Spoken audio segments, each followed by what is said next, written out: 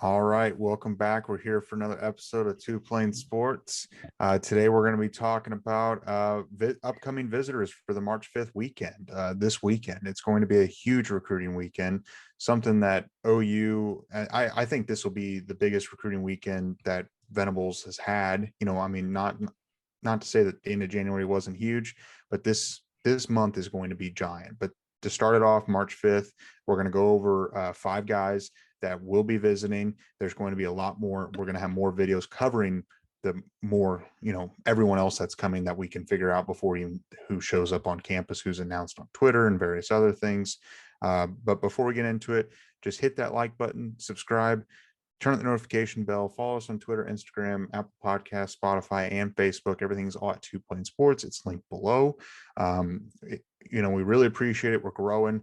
We're going to be kicking out a lot of videos and a lot of content in March, and all the visitors and with their pictures and their tweets and all that stuff, we're going to be tweeting from our account. So be sure to follow us on there so you can keep up to date, because obviously as we record these videos, we're a few days behind. So today we're going to cover Richard Young, which we've already talked about before, Nigel Smith, Cayden Green, Antione Jackson, and Dylan Edwards. This is just the initial five that we just decided to, go with. And there's going to be a lot more. So the first guy, we've talked about him in the last week or two. He announced earlier in February that he is going to be attending this weekend. Richard Young is a 5'11", 200-pound running back out of Lehigh Acres, Florida. He's a 2023 five-star, number 18 overall, and number 1 running back in the class. He announced via Twitter, like I said, and he ended up having a little over 1,700 yards and 19 rushing touchdowns in his junior season. In Florida football is one of the highest levels in the country between Texas and California. Florida's right up there. So he's doing it against stiff competition. There's a reason why he's number 1. DeMarco Murray has been putting in that work. He was originally slated to visit OU this past fall, but that obviously fell through for various reasons. And Trayon Webb was already committed, and they're good friends. And something happened where I think Richard Young got a little bit of cold feet. And I don't know if he wanted to team up with Trayon Webb because he might want to be, the number 1 guy or, the clear cut, number 1 back. And now that the running back position in the 2023 class is pretty open, he's coming for an unofficial visit. And I will say my expectations aren't overly high since he was supposed to visit at one point and has sent, he didn't show up, and now he's coming.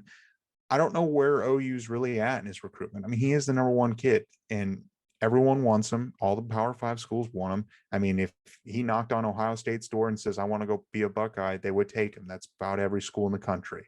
So I think if we see an official visit set up quickly after this visit, I think we'll know where OU stands. And I think at that point, OU would be in the top 5. Brandon, what do you think about Richard Young? I know we've talked about him, but I just feel like some people might have not seen our videos or have not seen it. And I just want to reiterate how big this is to have the number 1 running back in the class on campus. Yeah, so I got 2 things to bring up with Richard Young. So first thing is we always on this show we discuss the Todd Bates effect. We have multiple times with Levius Overton, with DJ Hicks, with all these D-line prospects that we're considering and bringing in and things like that, and for good reason, because the Todd Bates effect is real. He's a Rivals Recruit of the Year 2 years ago or something, so it's a big deal. DeMarco Murray is one of the most slept on recruiters in the country, I think, because this dude consistently has us in the runnings for players like this, and it doesn't really get talked about as much as I feel like it should. And it makes sense, because why would you not want to play for, if you're a running back, why would you not at least consider playing for a running back or for a coach like DeMarco Murray, who at one point in time was the leading rusher in the NFL and obviously had a tremendous college career, first-round pick, or highly drafted. So the first thing, is that DeMarco Murray also has an effect, and it's paying off here. Second thing, my favorite stat as far as running backs go is yards per carry. Because, I mean, if you get the ball 500 times, Brum, and Jose gets the ball 200 times, and you beat him by 200 yards, that's kind of weak, in my opinion. So yards per carry is my favorite. It's my favorite. It's my favorite stat for any running back. of all time. Richard Young last year had 1,755 yards on 196 attempts, which equates to almost 9 yards per carry and 19 touchdowns. 9 yards per carry, Brum. It's nearly a first down every time you give exactly. It. Pretty, you give the kid the ball, he gets a first down. That alone has me excited about him. I guess Jose's leaving us because that's all I had to talk about, because DeMarco Murray effect, one. Number two is that yards per carry is real. And at 9 yards, that's ridiculous. Yeah, I mean, he's elite, and he can go, like I said, anywhere he wants. But, the initial, I remember last year people were questioning how good of a recruiter is DeMarco Murray. Well, in my opinion, the way that, granted, they lost Relief Brown, which whatever. I mean, that's expected. But the fact that he got Gavin Sawchuk on coming back on campus, Javonte Barnes from Las Vegas, who Lincoln Riley and USC desperately wanted. And Lincoln Riley, that was his number one running back in the whole class, and couldn't convince him. And then you get a transfer in Tauy Walker. And then now he's working on the 2023 class. He's got the number one kid coming to visit. I think it's only the start. Whether it's Young that ends up being the Sooners running back, I feel like they're going to take another two kids in this class, and it's going to be elite. Above all and everything, that yards per carry is my favorite stat, and I think it should be everybody's favorite stat as a running back, because that is the one that I think holds the most weight. And that 9 yards per carry last season is ridiculous. Jose, you left, but we talked about, like, the kid's averaging a first down per inch every time you get him the ball last season, and he had 196 carries and still was able to get 9 yards a carry, which is ridiculous. And with DeMarco Murray again, yeah, you mentioned Relief Brown as a loss. Was expected, but it was. You could also probably throw DeAndre Moore in that category as a loss. But I don't know if that's all DeMarco Murray's fault. But yeah, the kids that he recruits and brings in, the Gavin Sawchuks, the Javonte Barnes, the kids he bring in outweighs the kids he loses. And the kids he loses aren't always his fault. Like, I would mention DeAndre Moore probably is not his fault. Yeah, the DeMarco Murray effect is 1,000% real. We've mentioned it a lot, just not very often recently, because it's been so much more exciting to talk about the defensive side of the ball with the new coaching staff. But yeah, I mean, Richard Young, I know we've talked about him before, pretty recently, but it's I think it's good that he's coming. I think he definitely wants to see what this new offense is going to look like, what he could potentially be. And I said it last time we talked about him. At this point, he knows what DeMarco can do for him, and maybe there's a little bit more of a conversation that can be brought up now. But to me, this is going to be all on Lebby, and can he prove to Richard Young that his services are not only needed but very much wanted at Oklahoma.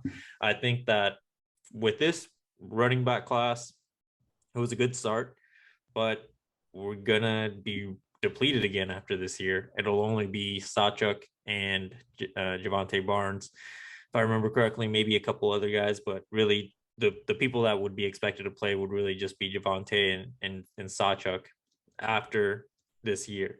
So Richard would have an opportunity to play, push for starting time potentially. Just depends on his running style, how he can be integrated into the offense. And I think Sawchuk is pretty versatile, so we could probably see him pushing more Javonte rather than Sawchuk in snaps and overall carries if he does come to OU. Like I said, it's just going to be Lebby proving to him that this offense can be to his benefit, rather than the last offense, who we saw stopped really using running backs for a lot of the games last year. And it seemed to be going down over the years with how effective this offense was, even though we said it. And we love football. We would like to think we're pretty good at, recognizing these things, but it seemed like the last coaching regime, they were so high on how highly regarded they were for their pass game, they forgot that they're really a run first offense, and they completely did away with the running back, like I said, for multiple games. So I think that's what ultimately might have turned Richard off from Lincoln Riley and that offensive scheme. Yeah, take a look at Brandon's sign. But Yeah, it might be that he doesn't schedule an official visit right after, but maybe if he watches a few games in September and realizes like, holy cow, that offense is really good. I could be featured in that offense. He might book something in November. I don't know. That's just speculation, but it'll be interesting to see how his visit goes this weekend. And I think it's going to be huge if the Sooners are going to be able to get him back on campus again. We'll move on to the next kid, Nigel Smith. We have not talked about him, but he's 6'5", 260 pounds, out of Melissa, Texas. So just right down 35, just south of Norman, 2 or 3 hours away, not far away at all. 2024 5-star, number 19 overall, number 2 defensive lineman in the class. If you remember, we talked about T.A. Cunningham, who is the number 1 defensive lineman in the 2024 class. So not only is Nigel Smith coming, potentially T.A. Cunningham might be coming later in March or maybe in April. So the number 1 and number 2 defensive linemen in the 2024 class are planning to visit, most likely. At least Nigel Smith has it on the books, and he's coming this weekend. As a sophomore, he had 10 sacks, 20 tackles for loss. Like I said, he announced via Twitter the other day, and Coach Bates offered him not too long ago, and they've been growing their relationship ever since. And I will say he's already been to Ohio State once, and he's got another visit on the books for their spring game. And I believe he's trying to set up an official visit to go watch a game this fall. Whether it's, I don't know which game, but that means he's going to visit Ohio State at least 3 times. And Ohio State is going to be a big time, opponent in his recruitment. I feel like they're the early favorites. Granted, it is the 2024 class. We're talking, they're not signing until next December. We're just under 2 years away. It's forever away. So a lot of things can change, but I will say that Ohio State's probably the front runner right now. But the fact that he got an offer, he wants to come up and visit Oklahoma as a number 2 defensive lineman in his class. Again, the staff is just, the name and the development and the track record speaks for itself. It's not so much the OU brand. The OU brand is there. It's just the coaches that are there are taking OU back to where it was at one point. Because all these kids that are 16 to 18 years old don't really know what OU was at one point along the defensive line. If you aren't a Sooner fan, you don't remember what those defensive lines and those defenses were like in the 2000s, or 2010s and all that stuff. You don't know because you're not a fan. And a lot of these kids don't know what it was like at one point, like we do. We all watched those games growing up, and we're not that much older than them, but at least we know that because we're fans. A lot of these kids don't know. So having Bates and Venables and Valai and all these guys, it's taken OU back to where it should be. Jose, what do you think about Nigel Smith? Yeah, I think very much like TA, he's a guy that it's going to be hard to predict right now. Like you said, he's just 16. There's going to be a lot of development still ahead of him. But the cool thing for me is that he has really showed out in his 2 years of playing. He was awarded the Texas District 4A Co-Defensive Newcomer of the Year. And then last year as a sophomore was the unanimous defensive lineman of the year. So he's beating out competition that's supposed to be much more talented, much more developed, much better, bigger, faster, what have you. At his position, he knows what he's doing. He excels at it. The one, I know that Ohio State's gotten a visit and they might be the front runners, but I would look out for SMU. His dad is an alumni. He played there in the 2000s. Their defensive line coach we're very familiar with and does a very good job of recruiting, and has gotten better over the years. It's just going to be how he's going to sell this SMU squad. It seems like they're kind of making a little bit of a come up, but it's going to be tough to sell some of these really talented guys on playing for Group of 5 schools. But I think it'll be exciting to see over the next couple of years where he's leaning towards, and if Coach Thibs can make a push for a guy that talented. I think like Brett mentioned, it's exciting that Oklahoma is in the running again for the number 1 and number 2 defensive linemen in their class. That speaks to the culture change. It speaks to the direction the program's heading, because we haven't done that in a while, and that's exciting. I think you also brought up a good point with SMU. Um, Dark horse there for sure. But I mean, 6'5", 260, 10 sacks, 20 tackles for loss, 3 forced fumbles. It's exciting to have anybody like that on campus, and I think Todd Bates, Chavis, and Venables might be able to work some magic, and it would be a huge get. Yeah, I mean, proximity is going to play a factor in his recruitment. Just think about it from a financial standpoint, whether you're, if you have a ton of money, then it doesn't matter. But if, most families are on a budget, and if you guys can load up in a car and drive 3 hours just north, south, east, or west, you're more likely to go visit those schools more often. I mean, going up to Columbus, I mean, that's a full-on trip, and that's expensive. At least you can buy a couple tanks of gas and a hotel stay, and you're fine on an unofficial deal. So proximity will definitely help. And like you said, SMU is just right down the road. We've seen Ed Oliver, people like that go to those types of schools that are smaller, and they're just their hometown, and they're just a fan. It does happen. But like you said, it's going to be hard for them to sell that. So we'll move on. A kid that I am very high on, and I'm very hopeful that the Sooners can get, is Cayden Green. I don't think we've talked about Cayden Green on this podcast, and if we have, it's been months. He's 6'5", 310-pound offensive tackle out of Lee's Summit, Missouri. He's 2023 number 70 overall and number 7 offensive tackle in the class. He announced via Twitter this weekend as well that he will be attending this coming weekend. So he announced this previous weekend that he's going to be attending this weekend. I think he's the number 1 offensive line target for Coach B in this upcoming class.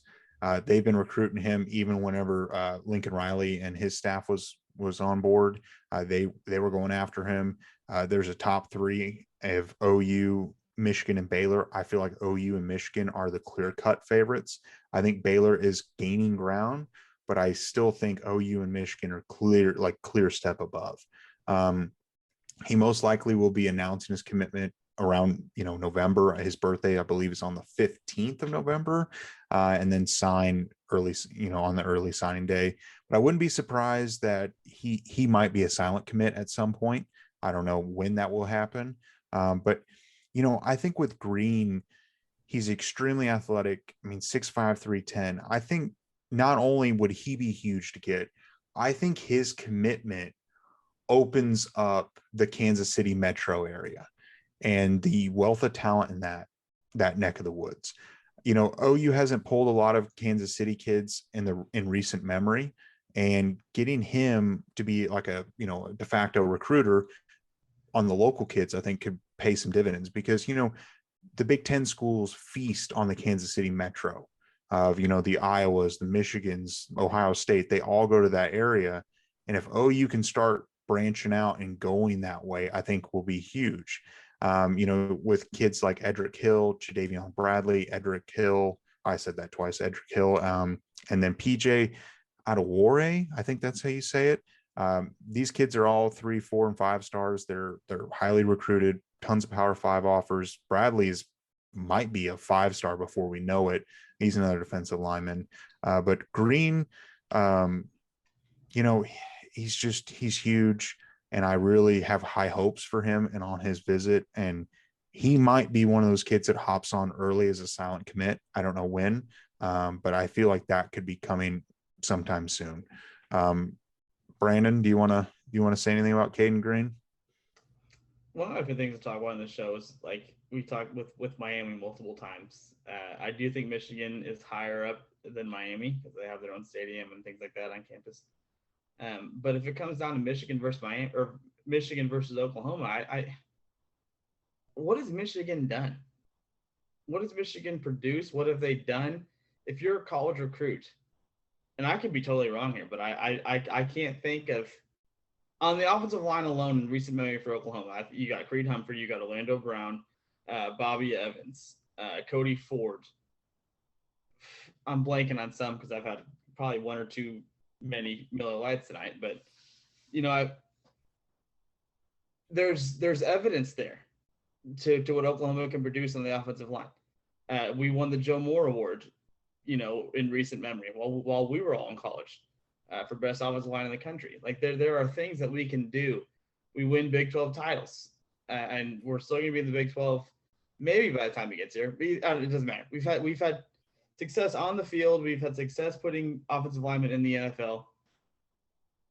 What has Michigan done besides lose to Ohio State every single year, except for this season?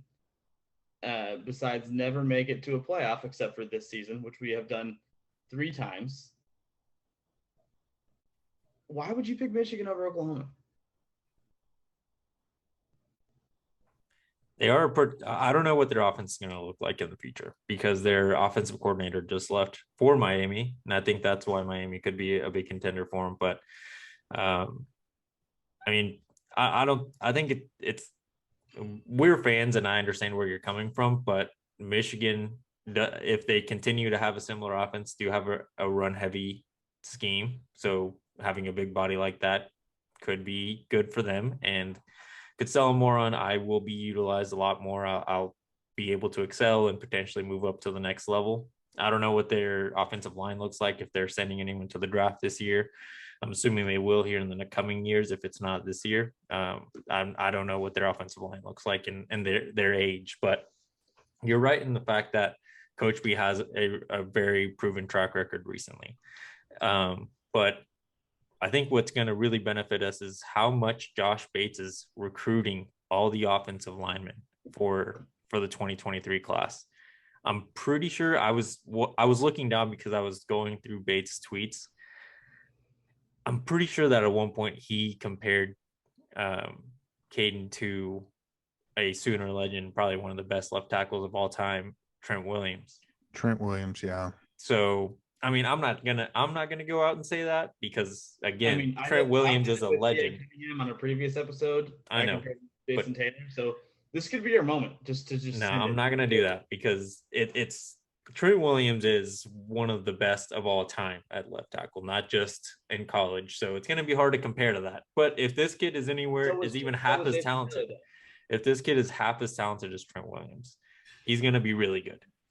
So, hopefully, I think the right decision for an offensive lineman should be Oklahoma is at least a top 3 school for you, if not your choice overall. But it just depends on what he's looking for. And again, I think Miami is going to be a contender for him. Yeah, I'm glad you brought up about Trent Williams because I totally forgot.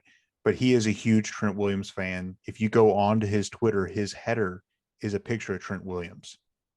So I think potentially if he visits in the summer when we have a lot more alumni come, if Trent ends up making the road trip over, that right there alone could sell him because he could maybe him and Trent, exchange contact information and they maybe train together. He shows him a couple of tricks here and there to improve his game. So I think that would be cool. And I think that could definitely be a leg up for Oklahoma. That's what I was just about to say. I was about to say, correct me if I'm wrong, but I'm pretty sure Oklahoma, if you're Brent Venables, if you're Coach B, whatever, it's not against any sort of recruiting rules to put him into contact with Trent Williams, would it? Would it be? I don't think so. We saw last summer during the big event where they had all those super nice cars on the field. Sam Bradford, Adrian Peterson, we saw Oklahoma legends, and I'm sure that they probably some of the guys might have at least asked them some questions about improving their skills, if not maybe exchange contact information. I don't know if that's something these guys would do, but Trent is getting pretty up there in his NFL career, and we have another guy that's part of the staff, and Phil Lodeholt, who was very good at the offensive line position that could help him out and maybe even put him in contact with Trent Williams if Trent isn't available for a road trip to OU for one of these recruitment events. So, I think that speaks to the legacy of Oklahoma for the offensive line position. So hopefully that plays a big factor into his recruitment and him deciding to be a Sooner. Well, that's your media is Phil Lodeholt. He can be like, hey, text my guy Trent Williams, and Trent Williams, is going to sell him to Oklahoma or sell the program. And if I'm Oklahoma, you in recruiting, you have to use every single leg up you have. And if he's a Trent Williams fan already, why would you not put him on FaceTime with Trent Williams for 15 minutes or 20 minutes? Yeah, I know. I mean, it's like you said, you have to pull out all the stops. He's a huge Trent Williams fan. I'm confident that OU is going to win out for Green, and I really hope they do. He's an extremely talented kid. I mean, 6'5", 310, as you know, finishing up his junior season. That's not too bad a size. That's size that you come to Oklahoma and you can start as a freshman. You're over 300 pounds. Another guy we'll move on to is Antione Jackson, 6 foot, 170-pound cornerback out of Fort Lauderdale, Florida. We have not talked about him, and he's another 2024 class player, number 53 overall and number 7 cornerback in the class. Really, his initial interest isn't because of the name of OU. It's because of Venables, Bates, and Valai. While Valai was at Alabama, he started recruiting him. While Bates and Venables were at Clemson, they were recruiting him as well. So they, with that prior relationship, they've already been recruiting him at those two schools. We took those 2 points of contact, put them all on the same staff, and now you've got a trio that have great relationships with him. Not saying that Clemson and Alabama haven't already, filled that void and have already got their guys talking to him, but I feel like the longevity has to be might play a factor in his recruitment. His teammate Armando Blunt, I think it's going to be Blunt, and he's a 2025 elite defensive lineman. Just finished up his freshman year, had 13 sacks as a freshman playing as on varsity. He already holds 14 offers. He's coming with Jackson as well. So Blunt and Jackson, we're already getting a 2025 kid on campus. They're coming together. I mean, I don't really know a whole lot about Jackson other than the fact that he's coming this weekend. And I'm very excited that he's bringing his freshman friend because we got years to recruit Blunt. Jose, what do you think? Yeah, I was looking up there's nothing on 247 in regards to highlights, but I was scrolling through his Twitter page earlier and he has some of his clips, and he's a very physical cornerback, which is refreshing for Oklahoma because we've had some softies back there in recent memory. Not that they were good, but we can all admit they were a little soft, especially with tackling and how physical they played sometimes. So, I think, like we've said with all the other 2024 guys, they are so young right now that it's hard to say, one school is leading. Oklahoma has a great chance. But I do think, like you said, the fact that he has a good relationship with Valai and with Coach Venables and Bates, I mean, that right there is going to be a big draw for him coming. He's comfortable with these guys. The guy that would be his coach, hopefully by the time he comes, he's still here. Again, I've said it multiple times. Who knows where Valai is going to be by the time that 2024 comes around. Hopefully he's at Oklahoma, but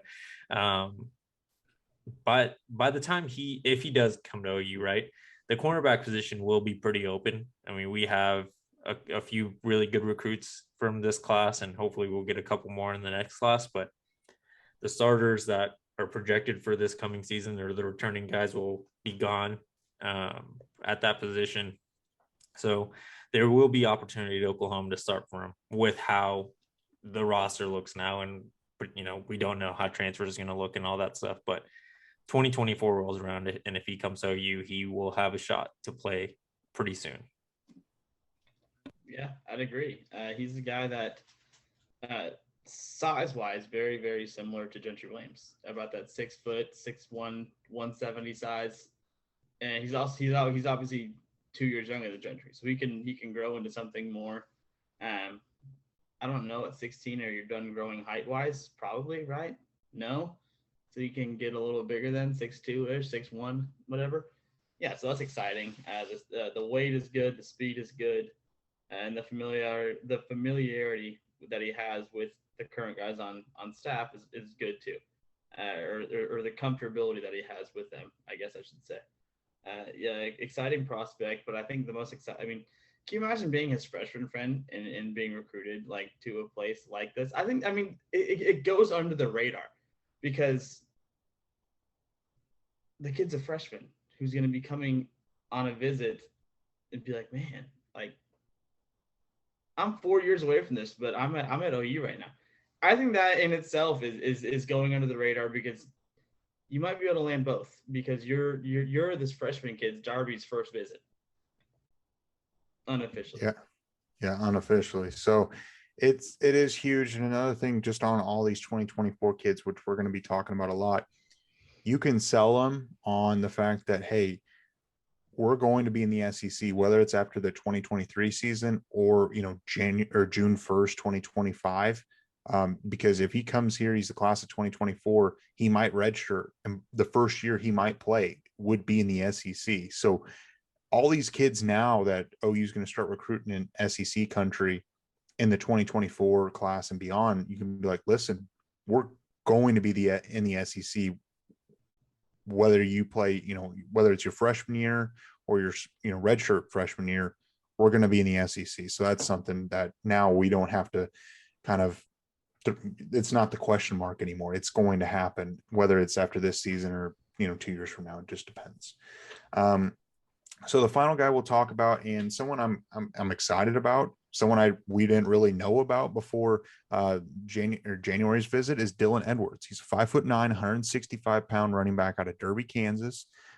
Now he's a 2023 3-star, number 402 overall, number 25 running back. I believe he's underrated because he has 208 carries, 2,600 yards of rushing and 38 touchdowns. Brandon's talking about those yards per carry. This kid averaged over 10 yards a carry last year. He's a Kansas Gatorade Player of the Year. He visited OU on January 29th, received an offer. He's going to be on campus again this coming weekend. And shortly after that offer, 6 crystal balls came in for OU on his 247 profile. And Venables is a legend in the state of Kansas, and I don't think Edwards treats him any differently because he's on the defensive side of the ball. OU is by far the most elite offer he has, and I would not be surprised if you see a commitment out of him, whether it's this weekend or shortly after. I think he's going to lock his spot in with DeMarco Murray, even with Richard Young there. I don't think Edwards is going to consider, he's not scared of competition. I mean, the kid, 38 touchdowns in a single season with 2,600 yards is absolutely insane. He's Gatorade Player of the Year. I mean, I think he's got an extremely high ceiling. He's a burner. Just because he's a 3-star, I could see him going up to the 4-star area. Jose, what do you think? Yeah, this Oklahoma's a front runner for him, and he's OU's player to lose. It doesn't seem like that'll be the case. Like you said, he reveres Venables. He thinks highly of the staff, it seems like. So I think it is fair to say that we should expect his commitment coming sooner rather than later. And hopefully it is right after this visit, because that would just make this 2023 class more exciting to talk about. Not that they aren't already, but it's also going to be another person to help recruit, because this 2023 class is doing everything they can on social media to really put their brand out there, that chosen hashtag, and get as many players as they can, because it seems like they not only love the fact that they're going to be at OU, but they're starting to become a group and become friends, even though there's a long distance between them right now. Jaren Kanak is one of the most highly anticipated recruits of this class that we have. Obviously a freak player, freak athlete, a kid we're all excited about and think we're going to do huge things. He went to high school in Kansas, didn't win Kansas Gator Player of the Year. Dylan Edwards did. I'm just saying, it's a fact. And anytime you have 40 rushing touchdowns in a season not 40, 38 before I get corrected in the comments. Yeah, 38 rushing touchdowns in a season is freaky. Yeah, I mean, why would you not want that? He is OU players. He is OU's player to lose. We're all excited about it. I think this is the one I'm probably most confident about. In fact, I would go out and say I would be shocked if he doesn't end up a Sooner. Yeah. 12.5 yards a carry. That's what it ends up being. So every time you give him the ball, it's a first down on average. And it's It's insane. So, but this is a kid that would not have gotten offered by Lincoln Riley because he's a 3-star running back. Well, neither would Gavin Freeman. Neither would. Oh, I agree. That list is extensive, and I think all those kids, the Gavin Freemans, the Dylan Edwards, are gonna prove it wrong. And again, dog shit might be a better option. Yeah. So I'm excited. I do think that Dylan Edwards will announce his commitment sometime soon to the Sooners. But you guys have any final thoughts for Brandon's end of video challenge? No. Brandon, what's the end of video challenge for everyone? So it's going to be a little different. I'm usually a huge defensive line, offensive line guy. I still am. And that's usually what gets me most excited about as far as players and stuff like that. I lose my mind about offensive linemen, defensive linemen. That gets me going. In this particular video, we talked about Richard Young, and that is of the guys we talked about, Dylan Edwards is the one I'm most confident about landing. Richard Young would be my preferred option if I could only get one of the 5. In this video, who would be your one? If you can only get one, who's your one? Mine's Richard Young. And to recap, it's Richard Young, Nigel Smith, Cayden Green, Antione Jackson, and Dylan Edwards. So pick your one, let us know, and your reasoning. If you made it this far, hit the like button if you haven't already. Subscribe, turn the notification bell. Follow us on Twitter, Instagram, Spotify, Apple Podcasts, and Facebook. Everything's linked below. We're going to be tweeting a whole lot. There's going to be more videos coming out covering who's going to be in attendance this weekend. It's going to be a huge weekend for the Sooners. By far the biggest recruiting event for Coach Venables and his staff. And we might see a few commitments this weekend. So be sure to follow us on all our socials, and we appreciate it.